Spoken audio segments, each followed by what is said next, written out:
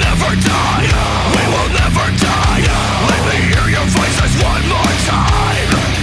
We will never die. We will never die. We're screaming this till we're buried alive. Hey guys, thank you for joining the Convicted Podcast again. And today I have two special guests. I have Justin Hatton here with me. He is one of our sales reps at Convicted Printing. He wants to join us with the podcast, and I think he has a lot of value to add because he's also the artist endorsement rep here at Convicted Printing. And then we have one of our good friends, Austin Coupe. Go ahead and introduce yourself. What are you a part of? My name is Austin. I play in a band called Prison. We're like a heavy band, doing a lot of touring across the U.S. the past few years. I also do a lot of mixing and mastering work and audio production stuff for local bands, national bands, all over the place. Very cool. And you've been in other bands too, right? Yeah, I played in a band called Adalia for pretty much 10 years. We're not a band anymore, but that was like a huge part of my life for a long time. Definitely, and a huge part of the Tampa scene too, because you guys all kind of came up around the Tampa area. Yeah, for sure. Definitely.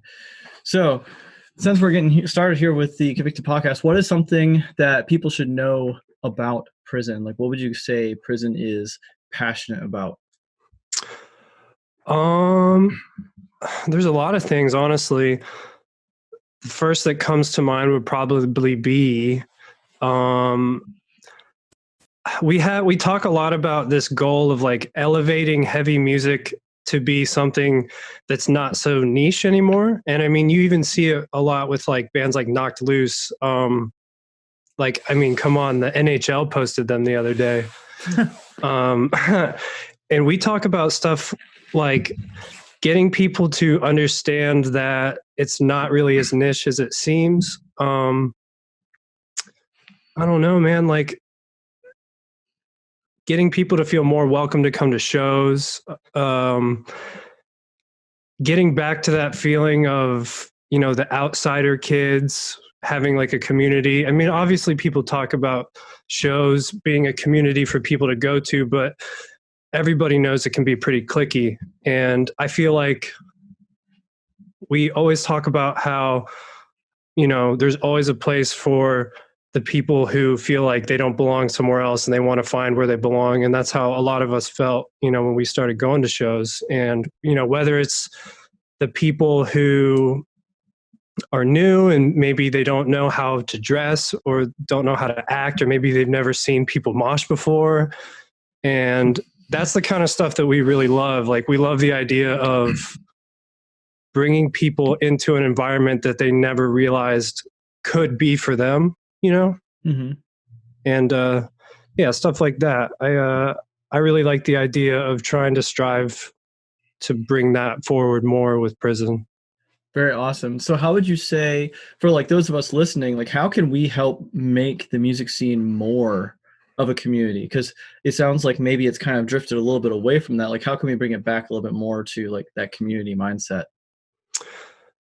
Well, it's hard to say because I feel like there's always going to be cliques and stuff, and there's always going to be certain people or certain groups of people who are like cooler than others, and they make it seem like what they're doing is like the cool thing to do. But I guess just trying to treat people as equals, trying to make people feel included, not judging people, even if they're new, even if they're ignorant to some things, not making fun of them for this or that, inviting people who you would never expect to come to a metal show, even if you think they won't like it. I know a lot of people who wouldn't even bother to ask certain people because they would assume that they don't like it, but you'd be surprised at how many people can find something to like about heavy music, whether it's the music itself or the idea that all of these people come together that, maybe they haven't seen people act like that or dress like that or things like that. Absolutely. I think one of our most interesting experiences with people coming out to shows that you wouldn't expect, there was this one gentleman that used to come to the Starbucks that Justin and I used to work at. His name is Brian. He was an older gentleman. Man, I want to say 70s. I hope if he listens to this, I hope it's not wrong. And there's two Brians that we know, and it's not not the shift Brian, because he'd be offended if we called him. Right. No, I'm talking about the customer Brian. So he's this older gentleman, and I don't remember who started it, but someone just asked him if he'd come out. I don't know, what did he even start with I Shot the Albatross, or was it Fourth Tiller? I have no idea. He came out to a lot of our shows.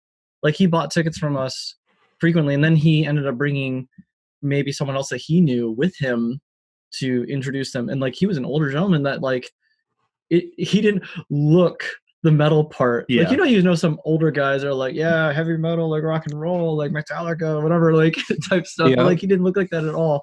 And he would just come out and totally support us and everything. So yeah, like, you never know. You can't judge a book by its cover. You don't know, just because of what someone wears or whatever. You don't know their preferences. You don't know what they enjoy, especially with genres. Mm-hmm. Did you experience something like that, like when you guys have been going out to shows? Yeah, actually, the first thing that comes to mind is we played on our last tour with Slaughter to Prevail and Body Snatcher. We had like a one-off show in between like the actual book dates.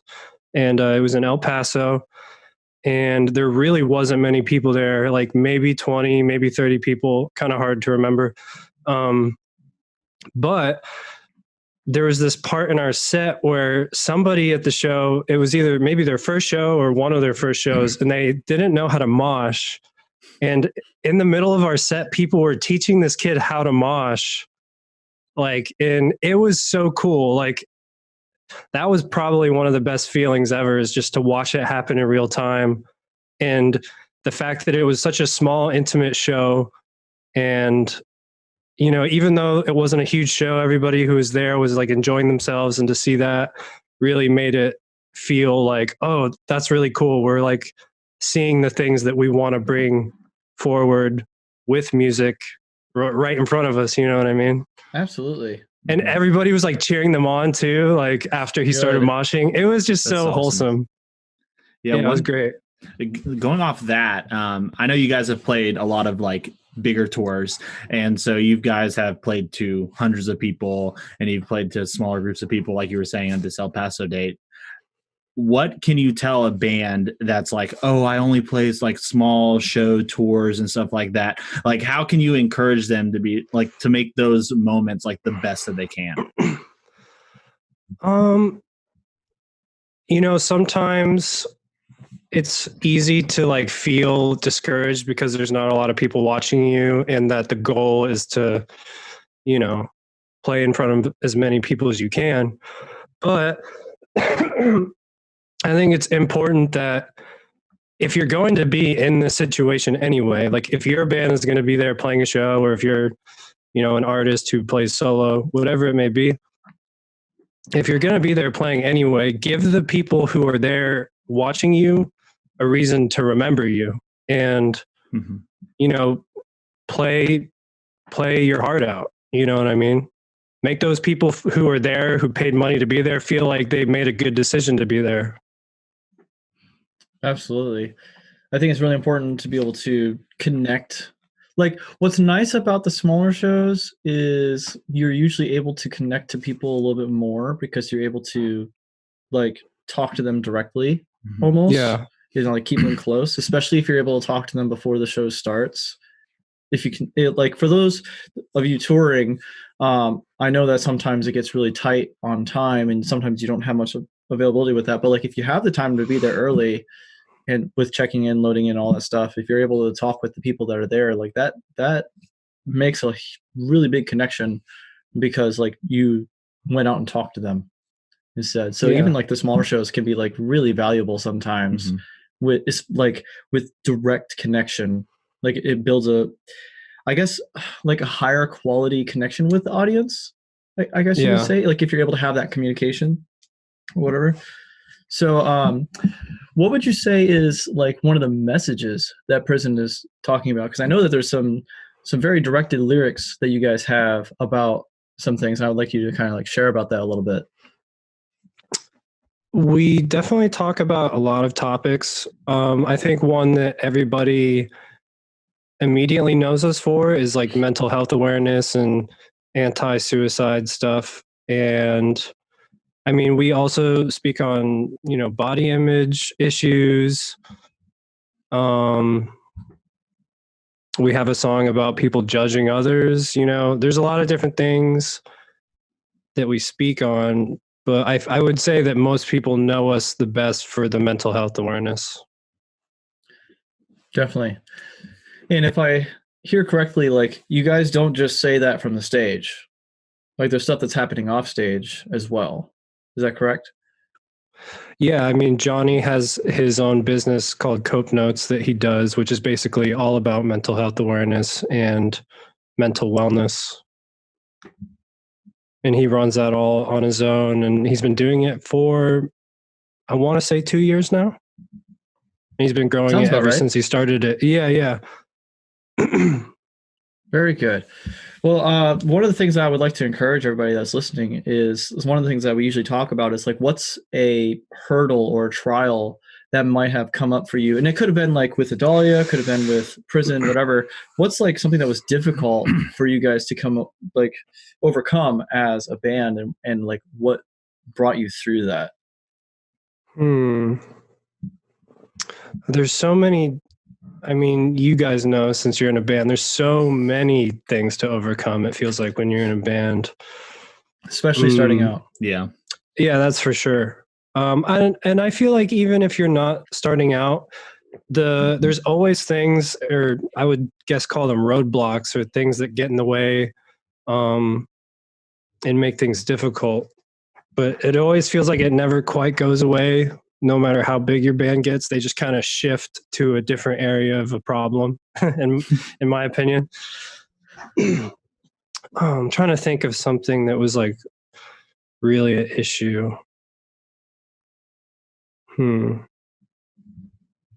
I will say that with Adalia, we definitely had a lot of money issues. Sometimes being in a band is really hard to financially sustain. And a lot of times when money is low and you have to kind of go and say like, all right, our band bank might not be too good right now. We might have to start investing our personal money into this. That can always cause issues. So For sure. I will say that in prison, one of the biggest things that we have done to combat that is to like spend a lot of time when we first started trying to spend really smart, not pay ourselves out any money, set ourselves up so we can have the band sustain itself. And it took a while till we could get to that point. But I would say that that's probably, it's not like we had money problems in prison, but struggles in the past of money problems definitely informed on how to go about it better when you do it in the future. For sure. And smart spending, sacrificing paying yourself any money in the early stages so you can have like this cushion for yourself and the band. Because it really puts a strain when everybody feels like the band is losing responsibility for the band, and now everybody is like, oh, I have to put my personal money into this. Mm-hmm. Then, maybe one person can afford to do it more than the other, and then all of a sudden one person has the weight more than other people, and it can make resentment issues start happening. And so things like that are really important to try to keep a handle on and make sure if there's a possibility, you can either keep it as equal as possible or, keep the financial aspect of every individual member as low as you can and try to make a band fund. I feel like those are really important hurdles that, obviously every band is going to deal with something like that. Definitely, especially when you're on the road for so long, like having that band fund separate, like if something happens to the van while you're out, like, oh my goodness, we need a few $100s or something to like fix this part so we can keep on doing the tour, which also includes more pay from guarantees. So you got to do it type of thing. Mm-hmm. Like it's really good to be able to have some sort of stash that's separated to be able to like fund that, I guess you could say. And expanding on that, I think an important thing for younger bands to consider is that, you know, those things will happen. You're going to have a situation where your van craps out and you need to fix it. And, you know, people people listening to this might think like, oh, well, we don't even have enough money to have a band cushion or whatever. So I think it's smart for bands to strategically know that if the goal is to be on the road, don't even consider it until you feel comfortable with building this like band bank account, let's say. Mhm. And I've seen a lot of bands kind of try to rush out and get on tour for the sake of getting on tour. And, you know, maybe an issue happens and they just don't have the money. And when you're in that situation and you just don't have the money, I've seen a lot of bands not come back from that. You know what I mean? Right. So I think it's very important to not rush into the idea of getting on the road until you are either personally, financially able to take care of those situations, or you've done enough shows, maybe sold enough merch locally, done what you need to do to where, you know, okay, if we go on tour, we're not going to have a big breakdown that's going to cause us to all come out of pocket and get in arguments and then not know what we're going to do. Mm-hmm. I think just stuff like that, not rushing the idea of getting on the road before you know you can handle it. Right. It's kind of like executing each step with excellence, you know, like, Yeah. okay, well, what's the next step? What's the next step? Like it's a marathon, you know, bands, Mm-hmm. and I think some people might consider that being in a band kind of skyrockets up, and it might happen for like a few lucky bands. Like I think I would throw the word luck there, because sometimes it's like you just had that right connection at that right time to be able to do that. But most of the time it takes a long time. Yeah, certainly. Because like you had a lot of time with Adalia. Like how soon did you guys start when you were in Adalia? How soon did you start touring more nationally? Let's see. So, and you were pretty young when that happened too, right? Yeah. Let's see. I believe I was 15 on our first tour. Oh wow! Gosh. So the band kind of came together like really late 2008, like maybe November, December, and it didn't really even become what it eventually would be until maybe a year into 2009, end of the year, and we started playing shows. We played like as many local shows as we could get our hands on. You know what I mean? We might have done like, you know, a weekender here and there. Mm-hmm. I think we did our first actual tour, which was like a 2-week little run in 2011.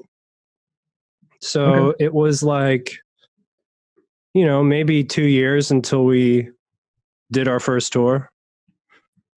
Definitely. So if anyone's a younger band starting out, like if you want to do this because you're passionate about it and you want to pursue this, like stick to it, keep doing it, keep doing the shows, you know, like what Austin's saying, like take the pre-sale shows so you can start raising up money from the pre-sales that you're selling for these things. And then like after a couple of years or whatever. And again, this changes based on like how hard you're pushing and who you are and like what genre you're in and whatever. But yeah, sometimes it can take a long time. And if you're in it for the long haul, like it's okay. You can be patient and just take that next step and then the next step and then the next step, instead of trying to sprint and jump to something and then you're completely exhausted, and your resources, your funding might be completely exhausted too. And then it like you were saying, it's kind of hard to come back from that. Yeah.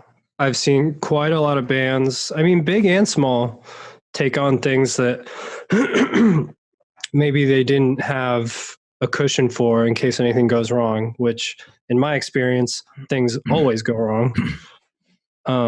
Every tour, yeah. I don't think I've ever done a tour without van repairs, and I've been touring since 2011. And yeah, just stuff like that for sure. Good grief. I just wish there was some van that we could just rely on for like a full tour and just like I mean, yeah, it's hard to blame bands that do rentals nowadays because, Right, you know, yeah. the company's responsible for the van, but, you know, that you're going to spend a lot of money renting the van. So, Yeah. It's kind of like close to the same expense. So it Yeah, really depends on exactly. what you need. Well, if you have a Titan engine, then you might as well just rent a van. If you have a what? A Titan engine, Titan engine? like our van. Oh, yes. It's rough. Something that'd be very wise is if you can coincidentally have a band member who also is pretty good with mechanics.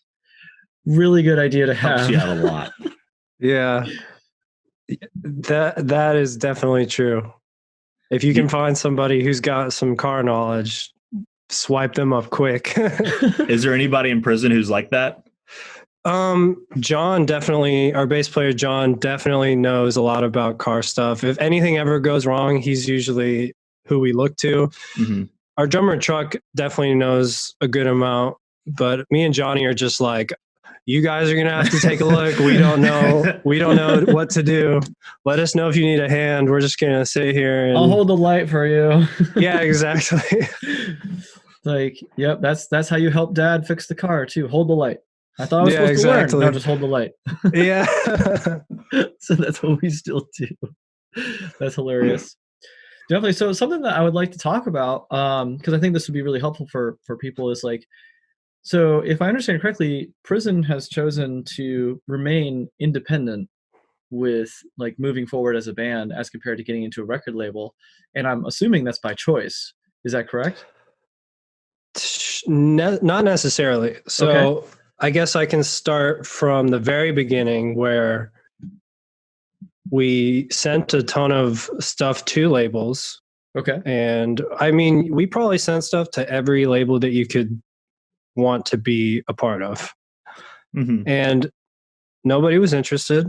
We got a lot of like responses saying like, oh, you guys have a cool thing going on, but we didn't get any offers. So it basically came down to, well, we're just going to do it. You know what I mean? We're just going to do it ourselves. And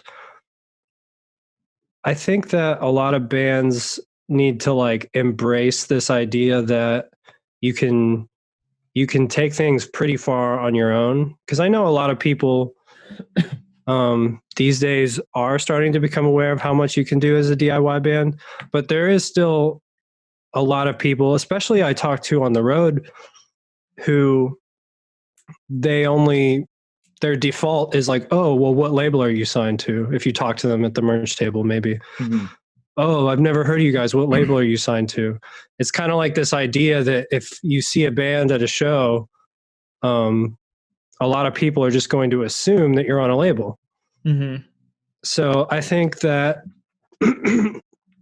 the narrative should kind of shift from this idea that, oh, you have to have a label to play shows like this or do tours like that. There's obviously so much things that go into doing certain tours, having certain opportunities. It's not just label or no label, but the idea that you need a label to do anything really is pretty much becoming obsolete. And you see that with metal, you see it with indie music, you see it with rap music, especially with rap music. I mean, there's unsigned rappers that are doing insane things these days. Right. And so I think it all just came from this idea that like, all right, well, we tried to get signed and nobody's interested. So we're just going to do what we want to do anyways and move forward, because what are we going to not try? Yeah. Right. And then, so I think that's a big thing, is proclaiming the whole unsigned thing is like saying it's less about look at what we can do, more so look what you can do. Yeah. Mm-hmm. You know what I mean? Absolutely. And I think like when you were saying that about that mindset, when people go to a show and they say, oh, what record are you signed to? What record label are you on? I think that it makes sense that people are still saying that, because for a while it was almost like it was a make or break. Like, did you get into record label? Because they had all the connections and all the networking that was there and available, and they were able to disperse and market properly. which they still can do, obviously, because they have a lot of connections, years of experience on it too. Right, and all that experience. But the difference is that I don't think musicians and bands have fully grasped onto yet is just how much now, with how the internet has gone, with all the networking you can do online with people and how you can reach out and how easy it is to distribute your music to all sorts of places for very little money. I don't think people realize like how much, like, it takes a lot of work. I'm not saying it's easy. It's kind of like one of those things where it's like it's simple but it's not easy. It's like there's recipes of how to do this. Like, okay, well, like when we were starting with our DIY touring, like before we got into any record stuff, was like we looked it all up on Facebook, everything. And when we just started asking bands in areas like, hey, who's the promoter in your area? And then we got some names back and we were able to contact them. And I think that's actually how we started booking definitely is how we booked a couple of our tours in the very start, was just reaching out and networking. So a lot of late nights just messaging bands and asking like, hey, can you help us out? Like, tell us someone, please. Yeah, absolutely. So like, yeah, you don't have to be on a record label to be in a band and to be in what a lot of people would consider a successful band, which successful band is defined depending on your band, whatever you're trying to do. But like, you can tour and you can do a lot of stuff without getting into anything with record label, way more now than you used to just like a decade ago. Yeah. And I will say that when Adalia was coming up, it certainly felt that way. Like those times back in 2011, 2012, it felt like your only chance was getting signed. You know what I mean? Absolutely. So things have definitely changed a lot. And like you said, it certainly isn't easy, simple, but not easy. It's definitely a lot easier to be on a label, and it's easier to kind of get that kickstart. Labels have tons of followers and fan bases, and a label is definitely a huge help and everything, but it's the mindset, like we mentioned earlier, of feeling like just because you're not on a label, it doesn't mean that you can't be successful or figure out a way to find whatever your version of success is and just go for it anyways. Yeah. And piggybacking off of that, one of my earliest memories of prison was, I can't remember if we played the show or I was just at it, but I remember Johnny handing me a burn disc CD, and I still have it to this day in my car. I think the title on it was Hurt or whatever. Is that in prison, and listened to it, loved it. Performance was great. But what are some ways that bands, if they're not signed, obviously, that they can just get their name out there? Because I feel like that's a lot of bands like starting up their problem. It's like, okay, we've played a lot of local shows. Like that's the first step, is like, okay, I'm going to get on every single show that I can. And then after that, they're like, okay, well, we're known in like Tampa, for example, but how do we get ourselves more known in other places? That question is not an easy question to answer, because if there was an answer, bands wouldn't have an issue growing their band. Yeah. But there's so many different ways to try to go about it. I mean, I know earlier in this podcast, we just said about how don't rush into touring. But that being said, if you are in a position where you've kind of done everything, you've played shows for a long time, it feels like you're doing great in your local area and you want to get, to the next step. If you can afford to start traveling further, maybe not go on a whole tour, but start going to states around you, start building that buzz in more places any way you can. A lot of bands use things like chugcore these days. Feels like a lot of bands can get a good reputation off of platforms like that, where they'll host your stuff. It's obviously hard because, they host so many bands, and, you have to stick out in this big sea of bands, and that's hard. Right. What else would be a good way? Can I ask you a question based on what you just said, actually? Yeah, go ahead. Like you were saying, like sea of bands, and I think it's true. Like we have, that's the other thing about the internet is that like anyone can do it now. So there's a lot that's out there. Mhm. So since everyone's out there, how does a band stand out or set themselves apart to some extent? And maybe it's not musically, because there's a lot of really good sounding bands and there's sometimes a lot of similarities between them, but how do they stand out to where they can actually like gain that fan base? That is a really good question. I think that what could benefit people in that position would be like taking a really good look at like within in the band at like personally, like what about you makes you you? Or like what about another member? Like as a collective, what about you guys is different from other people? Not just musically, like personally. Musically too though, you know, it's really easy to kind of mimic your idols growing up, or you know, when you're coming up in a band and you're a younger band, you kind of have all these people who you look up to, musically and personally. And I feel like for me, when I was younger, I just wanted to be like a ton of other people.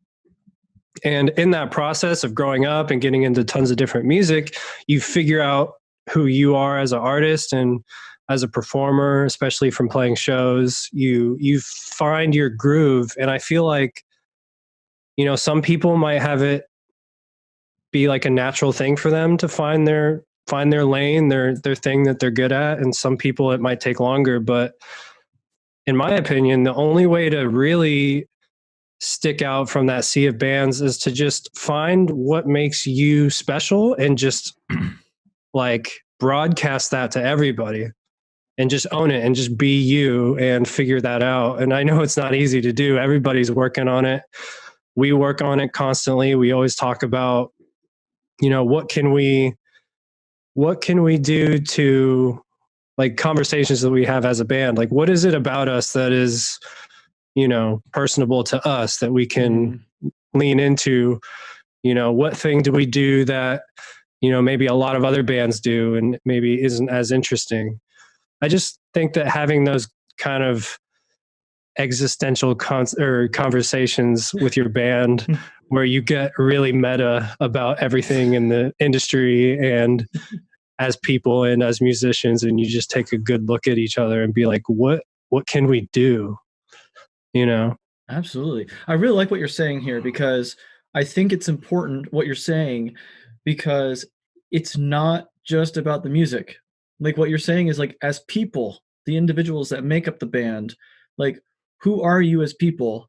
And that will connect and relate with some people. And I think that will just drive them to your music in some way, shape, or form, way more than just trying to market this style of music. You know, it's this subgenre of subgenre of subgenre, and so now we're going to stand out because it just sounds different or whatever. It's really hard to sound different when it comes to like all the bands that are out there. But like what you're saying, Yeah. the personality, each person's a person, that can stand out for sure. Absolutely. Yeah. I think that's really important.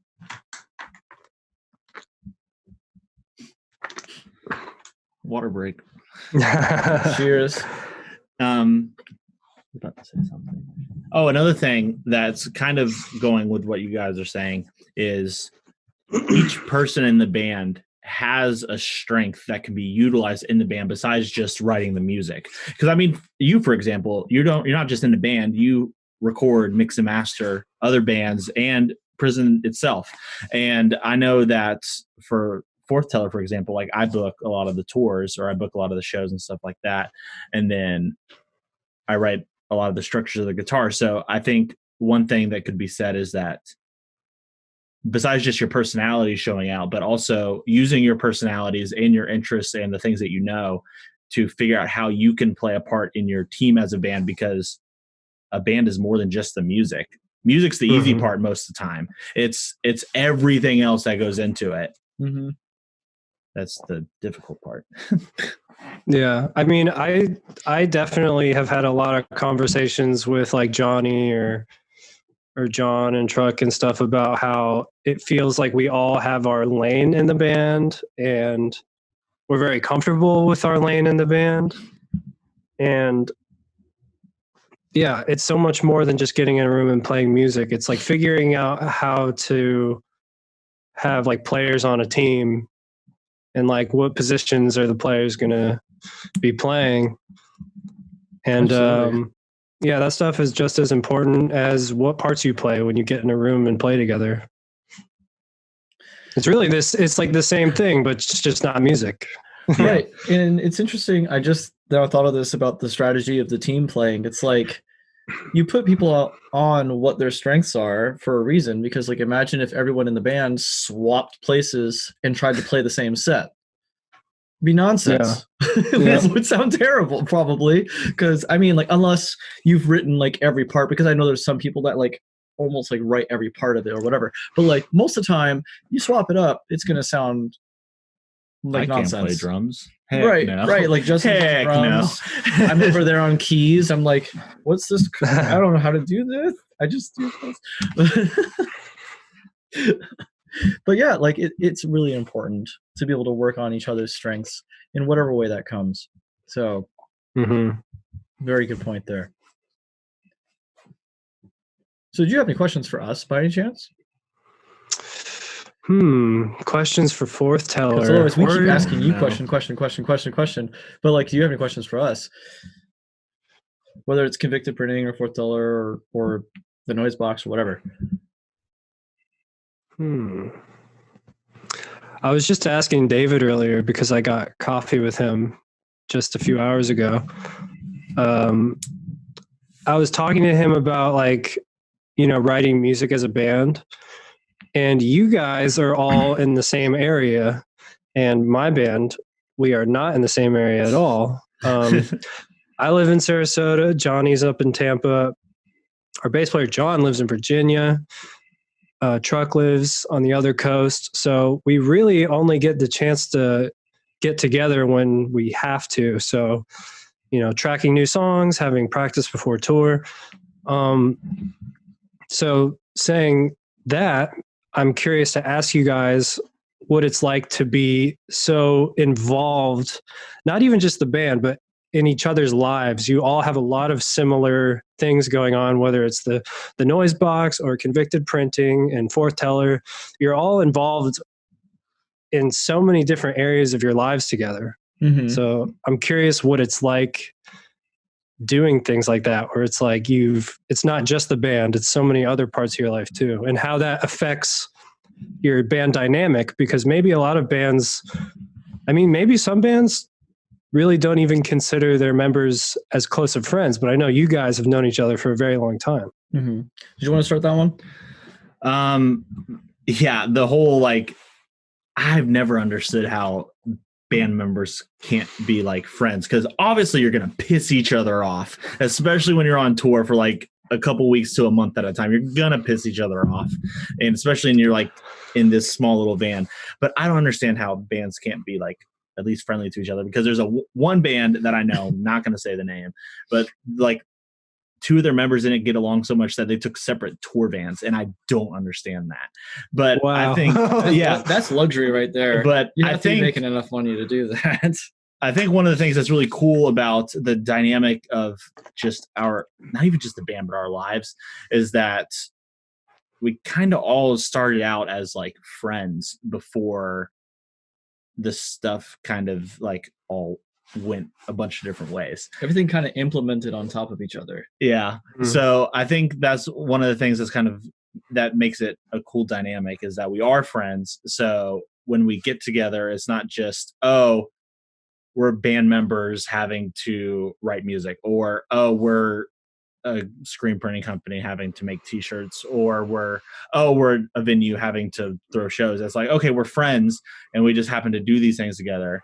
And I think that's one of the biggest things that helps with that. It makes things kind of like cohesive. It makes it a lot easier to be able to understand each other's like end goals too, because when you're able to just be friendly and be friends and just hang out outside of all of it. Also, I know that we're really busy, so sometimes we don't get to that often, but like whenever we're able to, like, I don't know, sit on a back porch and smoke a cigar and drink a beer and like hang out and chat and whatever, or play a video game or whatever, we're able to just talk to each other as people and understand each other's hearts, minds, and intents with like everything that we're a part of. So we know kind of like the end goals in a sense of like each thing, and where like not everyone is involved in all of each thing. Mhm. Like not everyone in Foreteller is really heavily involved in convicted printing. We're all heavily involved in the noise box Because that's that kind of what started everything. yeah, that kind of like got us together before we started as I Shot the Albatross and then Foreteller or whatever. But Mhm. so yeah, like just everything kind of like built on top of each other, and so we had a foundation, like he was saying, of friendship, that we kind of built the house on top of it, I Yeah. guess, but brick by brick. So we're not done. There's gonna be more bricks probably. And the rooms, the separate rooms, are the things that we're involved in. Yes. So I hope that helps answer the question with that. No, yeah, for sure. I definitely envy that with prison. I feel like we could, if we all were able to get together more frequently, we could probably even do things easily or do things at a higher level, whether it's like planning band stuff or writing music or just hanging out. I feel like it would be awesome to, you know, spend more time as friends, but, you know, distance can make that a little difficult. But, you know, when we get together and tour, it feels like awesome to be around your friends again who you haven't Yeah. seen in a long time. And, you know, that has its benefits at the same time too. Definitely. It'd be interesting if you guys could do like, I was gonna jokingly say Google Hangout. I actually don't know anyone that uses Google Hangouts, but There's like this little sliver of time and like 5 or 7 years ago or something where people were like, oh, Google Plus for a little bit or whatever it I was. never understood that. everyone got it. thought that it was going to trump Facebook, and it just didn't. No, But it didn't. anyways, so what if like you guys all had like a gaming console and you could play like one game, because it's 4 of you, right? Yeah, it's 4 of us. You could do something like Borderlands, where all 4 of you are different characters as a team and just hang out and all have mics and go do something. I don't even know. I don't even know if any of us play video games. Well then, I'm just kidding. So there's we're joking. there's some news for anyone listening. No, that's Prison okay, 'cause- doesn't play video games. and then everyone listening, like, oh, if you're in a professional band, you don't get to play video games. I'm out. No. Yeah, it's just you can strictly play video games if you want to. It's up to yeah. you. Whatever works for you guys. But yeah, definitely, I'm really thankful for the situation that we ended up in, for sure. I really think it's helped. Yeah. And what's really beneficial is all of our wives are friends too. Mm. Yeah. Because all of us I can now say all of us in the band are married, Yes. because it's 5 of us. So that is just a huge plus, because I've definitely seen the bands where the girlfriends are just kind of like sitting off, doing whatever. Yeah. I mean, that's fine. Either they know whatever you each wanna other do. or they do not get along with There each is other. that's the worst. It's just like when there's drama. I mean, maintaining relationships while playing in a band is already hard enough. I mean, Yeah. take romantic relationships out of it. It's still hard to maintain relationships with people, but I imagine that being married is even more difficult. Oh, it definitely is, especially if you're touring. It definitely can be a strain on your relationship for sure. But I remember listening actually to what Clark said in Second Death. It's like you made the choice to go on tour. And so if it's like, if they're having like issues like at home or like missing you or something like that, you need to make sure that you're attending to those things as someone who's gone, who's trying to do something. Yeah, like it's not luxury being on tour all the time, and it's definitely work. It's not just for fun, but you do have to attend for those people at home who do care about you and who do love you. And it's like for you, it's like if Haley was like, oh, I'm like like I'm missing you right now or something like that, you have to attend to those things, and that's what you have to do, and that's what you should want to do too. So You gotta set aside time for those phone calls, man. Yeah, I was gonna say that's what you should want to do is right. Like it shouldn't be like feeling like you need to do it, but if you're in a relationship and it's one that you're committed to, you should be willing to make the sacrifices, because like you said, it's not a vacation when you're on tour. You're there for a very specific reason. Just how if you were to be working a job, you're there for a specific reason as well, and it's not time to slack off. And even though touring is like so hard and discomforting at times, you just want to like do nothing. Like I know that for me personally, I have a lot of times where if there's downtime, I want to just not do anything. And I don't want to talk. I don't want to interact. I just want to like clear my head and just feel like I have no obligations, because of the times that I do have obligations, they're like very legitimate, serious ones.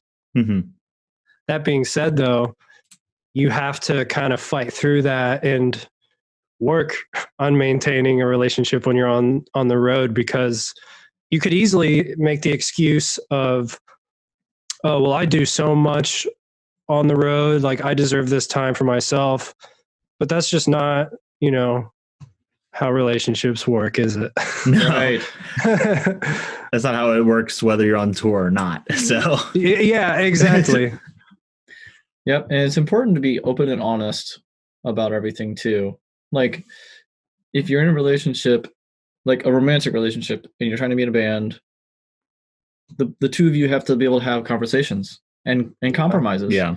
Like if your partner needs something from you, attention, time, phone calls, whatever, because everyone has different limits. Some people are more independent. Some people are not as independent and they would like that time or whatever. And either way is fine. There's nothing wrong with either way. It's just like having that communication, work it out, Yeah.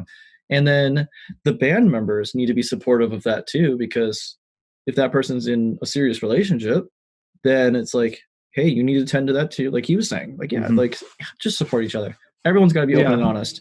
And we've had meetings where all of us would be in the same room, all 10 of us, where it's the guys and the girls, the husbands and wives, all the band members, all of it. And we just talk it out and discuss, like, is there anything that we need to be mindful of?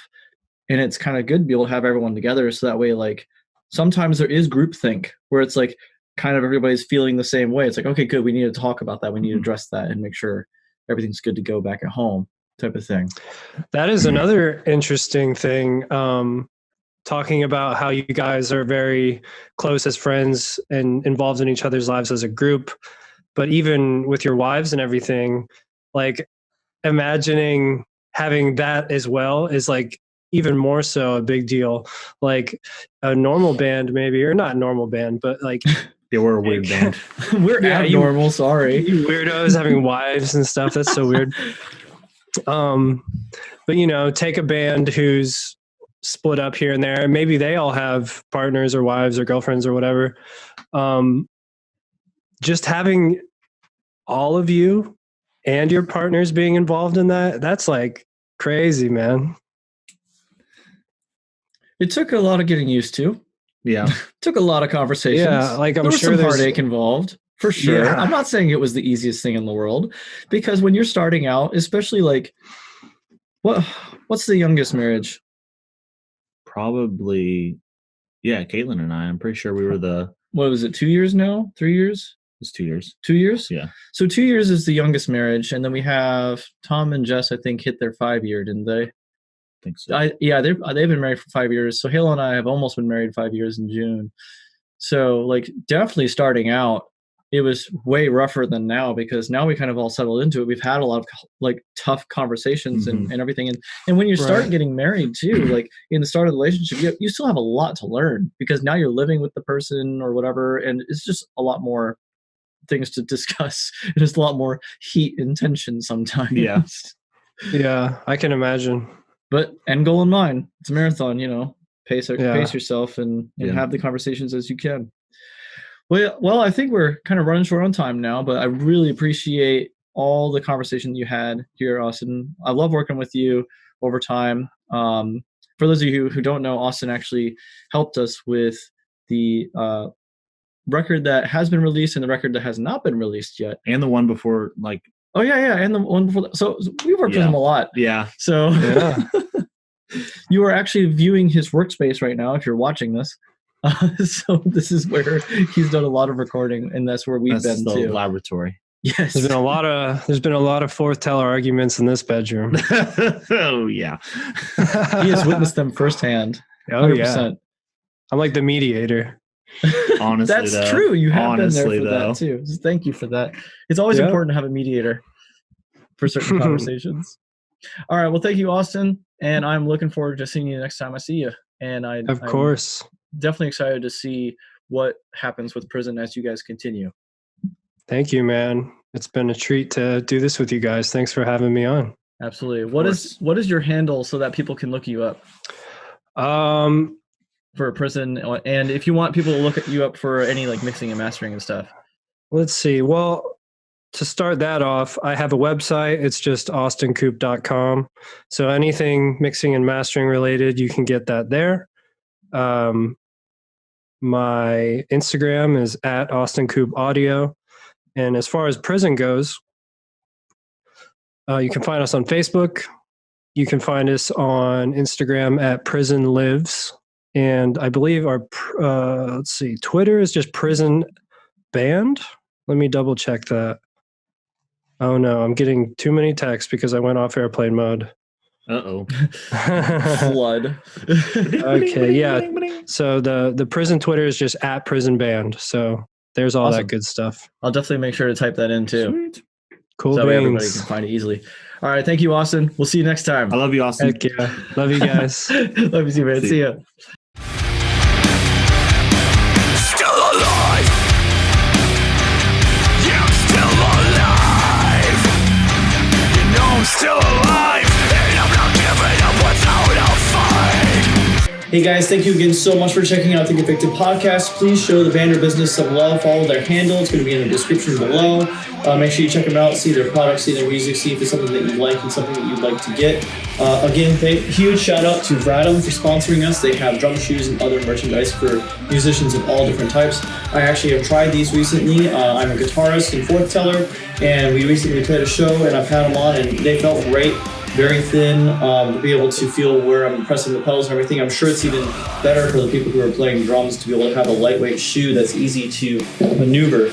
But thank you to Bradham. Check out their link in the description below as well, because they have a special surprise for you if you follow the link to their website. Again, thank you guys so much. And if you have any suggestions or comments or if something stood out to you, please write a review or message us. Let us know what's going on. And we hope to continue to build this so that it gets better for you to continue to grow your band and your business. Thanks again. See you next time.